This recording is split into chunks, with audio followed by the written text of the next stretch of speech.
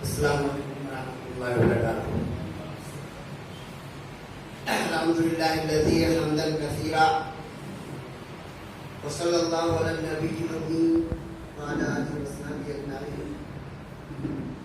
محترم حضرات و سامعین اعزاز، اساتذہ کرام اور جامعہ کے سرپرست حضرت مولانا سلمان حسین نقوی صاحب، بہت ہی مسرت اور خوشی حاصل ہوتی ہے جب یہ تنظیم ائمہ مساجد کے ذریعے سے ہم تمامی حضرات کو اس جامعہ کے اندر اکٹھا کیا جاتا ہے، جمع کیا جاتا ہے.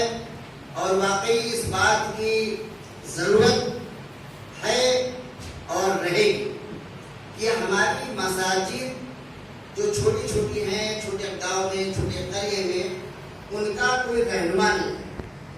مساجد کا جو نظام چل رہا ہے وہ ہر امام اپنی مرضی سے چلا رہا ہے. باہر ہم دیکھتے ہیں اور اس وقت مسلم پرگنہ بورڈ کے ذریعے دوسری تنظیموں کے ذریعے بھی بتایا جا رہا ہے کہ ہمارے تمام ائمہ یکجا ہو جائیں، اکٹھا ہو جائیں، کیونکہ انہی کو اپنی امت کو لے کے چلنا ہے. وہی مقصد ہمارے اس جامعہ کی تنظیم ائمہ مساجد کا. آج ماشاءاللہ یہاں پہ ائمہ حضرات بھی موجود ہیں اور متولیان حضرات بھی موجود ہیں، اور دونوں کے درمیان جزء لا تجزی کا تعلق. جب تک دونوں ایک دوسرے کے ہم خیال نہیں ہوں گے ہمارا یہ نظام چلنا بہت مشکل ہے. اس وقت ہم دیکھ رہے ہیں بہت سے موضوعات چل رہے ہیں، جیسے کہ نکاح کا، اور بھی باغات کے لیے موضوع رکھا گیا ہے، تراویح کے لیے رکھا گیا ہے، رمضان کے لیے رکھا گیا ہے. تو اس چیز کو بتانے کے لیے ہم یہاں کب تک آتے رہیں گے؟ ہمارا امام ایسا ہونا چاہیے کہ جو ہمیں ہماری ساری ضروریات کو پوری کر سکے. ایسا نہ ہو کہ اگر کوئی مسئلہ 700 کا ہو جائے تو ہمیں دوسرے امام کے ضرورت پڑے، دوسری کا جانا پڑے اور وہاں کی نماز خراب ہو. اس کے لیے دیکھیں حدیث پاک میں عبداللہ بن عمر رضی اللہ تعالیٰ عنہ قال نبی صلی اللہ علیہ وسلم، ایک حدیث میں آپ کو سنا رہا ہوں جس میں دونوں کا خیال کیا جائے. اجعلوا ائمتکم خیارکم فإنہم مردکم فیما بینکم و بین ربکم. اس حدیث پاک کے اندر اللہ تبارک و تعالیٰ نے دو چیز فرمائی.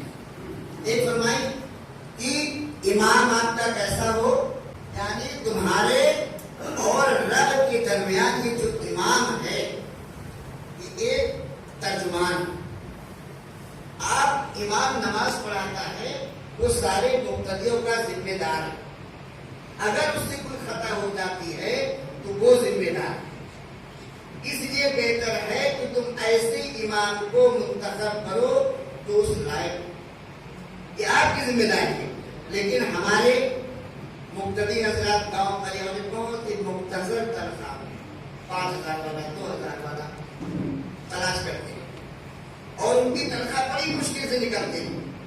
ہمارے بجلی کا بل ادا کرتے ہیں، موبائل بل ادا کرتے ہیں، پانی کا بل ادا کرتے ہیں، سب کچھ کرتے ہیں، لیکن امام کا بل ادا نہیں کر پاتے، جس کی وجہ سے ہم بہت ہی مختصر چھوٹے حافظ کو لا کے مسجد میں رکھ دیتے ہیں اور وہ ہماری نماز دے گا اور اللہ کے سامنے کیا آپ ترجمہ نہیں کر پائے گا. تو اس لیے میری درخواست ہے کہ امام جو بھی رکھا جائے اس لائق کو کہ سب کچھ بتا سکے، اس کی ضرورت پوری کر سکے. اور امام کی ذمہ داری ہے کہ اتنا زیادہ وہ اہلیت والا ہو کہ اس کو بھی اپنے آپ کو بچانا ہے، دبکی نہ رہے. جو اگر ہمارے اندر کمی ہے مسائل کی، فضائل کی اور ہمارے اخلاق کی، ہم جہاں بھی چاہے شادی پہنچے، چاہے گانا ہو رہا ہے، چاہے باجا ہو رہا ہے، چاہے جائز ہے چاہے ناجائز ہے، ہم سب جگہ شرکت کر رہے ہیں تو ہماری اہمیت نہیں ہوگی. نہیں، ہم اپنے آپ کو بنائیں. ہمیں اپنے آپ کو بنانا ہے کہ ہماری حیثیت کیا ہے، ہمارا مقام کیا ہے، ہمیں اللہ نے کس منصب پہ فائز کیا ہے. یہ امامت کوئی آسان کام نہیں ہے، آپ کی ذمہ داری ہے. آپ کا تو کام تھا کہ آپ پوری رہنمائی کریں، گاؤں کی، قریے کی، ملک کی رہنمائی کریں. لیکن آج ہم اس سے بہت دور. اس لیے دونوں کی ذمہ داری ہے جب اپنی اس اختیار کو برقرار رکھیں. اللہ تعالیٰ سے امید ہے کہ سنت زیادہ عمل کو ہمیں، اور میں بہت شکر گزار ہوں کہ مجھے یہ موقع دیا گیا.